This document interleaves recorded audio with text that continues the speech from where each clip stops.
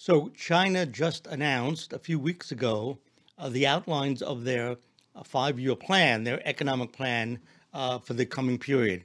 There was a preview in Beijing where their top economic guys gave almost a two-hour briefing on what they will release in early 2021, and it is a bombshell. So as you hear what they're doing, I think it'll give you pause for thought about what they're doing, what we're doing, and what we're not doing. So I would describe this as a bombshell within a surprise. Typically, of course, in the media, the Western media, this is not being covered. So I think you'll be interested in this. Number one, they announced their economic plan for the next 5 years in the context of just having eliminated 100% of extreme poverty. That means in every corner of China, the poorest areas, the rural areas, the mountainous areas, in a project over the last 20, 30 years of eliminating poverty, they have succeeded 100%. That's 1.4 billion people, no more extreme poverty. This is unprecedented in human history. And how did they do it? Well, people have heard about the Chinese high-speed rail. They built tens of thousands of modern rail, much of it high speed, connecting every section of the country. The poor areas with the rich areas, the inside areas with the coastal areas. There was a massive deployment of literacy, education. In the areas where the land was quite poor in quality, people were relocated into cities, and new housing construction lifted people up in terms of their living standards. And it was a very intensive effort whereby in the course of, let's say, the last 20 years, 2.9 million people were involved in the poverty alleviation effort. That is, government workers going into villages, towns, and house by house on questions of health, literacy, employment, economics, skill level. In one year, 2016, they counted 775,000 relief workers fanning out throughout the country, lifting up the population. So what does this mean? Well, it means that by eliminating the extreme poverty, you have a whole section of the population which before was adding nothing to the general economic contribution, now are making an important contribution, and the morale of the population is all the greater. This is a historic breakthrough. So that's the event. That's what occurred over the last several weeks. This was announced at the end of November, the beginning of December. Now, at the briefing in Beijing, what was announced is the five-year plan will be based on really a single conception: innovation in science. And what they outlined is the fact that they are embarking on what they call a new development model. They said, we're not taking any model from the West or any other part of the globe, and we don't intend to export our model to any other part of the globe.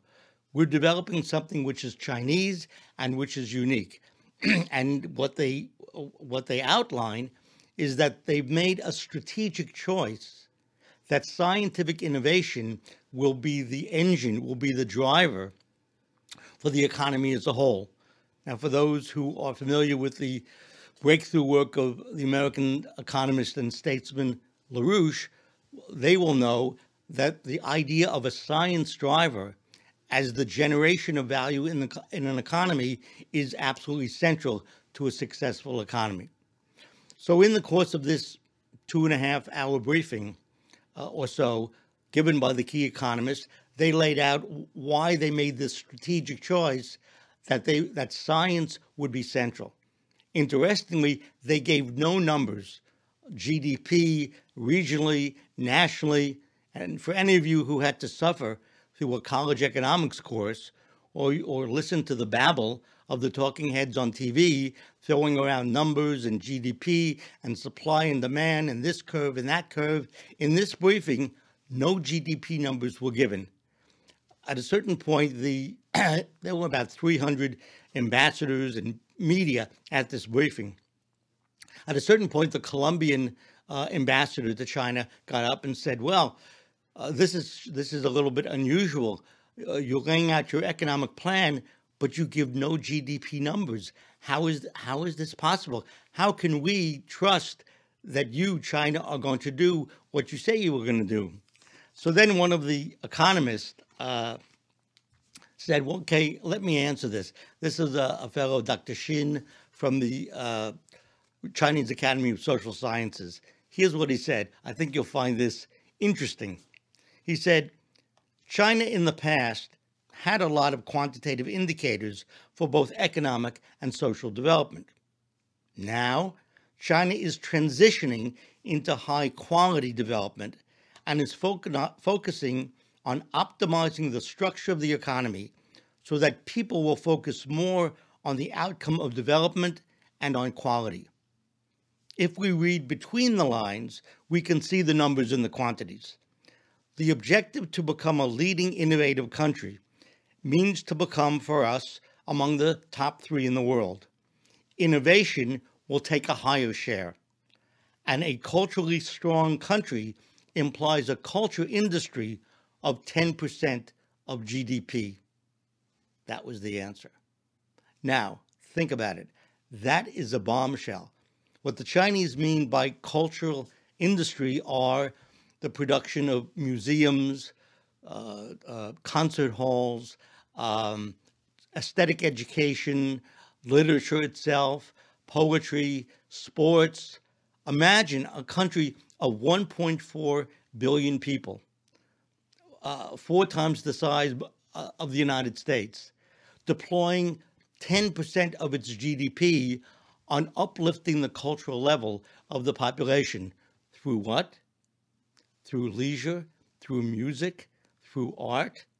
And in fact, this bombshell by this team of economists, who are the government's top economists, is set within a discussion that has been going on for a number of years now, led by their president, President Xi, that the key to a productive nation is the aesthetical education of the minds of young people. Xi has often said, President Xi, in speeches, the task of a professor in his college is to create in the student a beautiful mind. That's how we put it. So this is I can report to you, there's a lively, hot discussion of this question of culture, music, classical Chinese poetry, classical art, and the way in which, by upshifting that will create value in an economy. I'll give you one example. At the Shanghai Institute of Technology, Dr. Yu Zhou recently published, a few weeks ago, a scholarly paper in which she takes up what should our educational policy should be in the high schools and the colleges.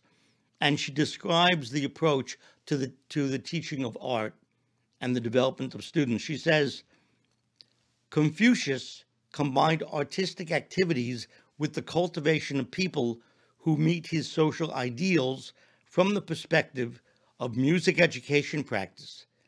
He emphasized, quote, rise in poetry, stand in courtesy, and succeed in music. Starting from the ideological and artistic quality of music, Confucius takes goodness and beauty as the basic criteria for music evaluation, and he derives the perfect and the perfect aesthetic as an evaluation standard. Confucius also attached great importance to music education and proposes 6 lessons for study: ceremony, music, archery, horse-drawn carriage, reading, and math. Among them, music is the second. So I only reference this as an example of one of many, many voices alive in China about if we are going to become a prosperous nation and make a contribution to world science as a whole, then we must put a big emphasis not on money, not on building gambling casinos, not on the new version of Disneyland in Shanghai, but in the question of fundamental science, building a industrial base on the moon, mining helium-3 on the moon for their advanced fusion energy project on Earth, quantum computing, 5G, revolutions in agriculture, new species of seeds. This is the hot topic in China today. So culture, science, that's the discussion on outlining the 5-year plan. And of course, they make the point, which is a little bit shocking to us in the West. They say, we'll outline our 5-year plan, but only in the context of a 15-year plan and a 30-year plan. Where will that put us in 2050? So think about it. This is a standard, and in fact, I would put forward to you that this is the way America used to think.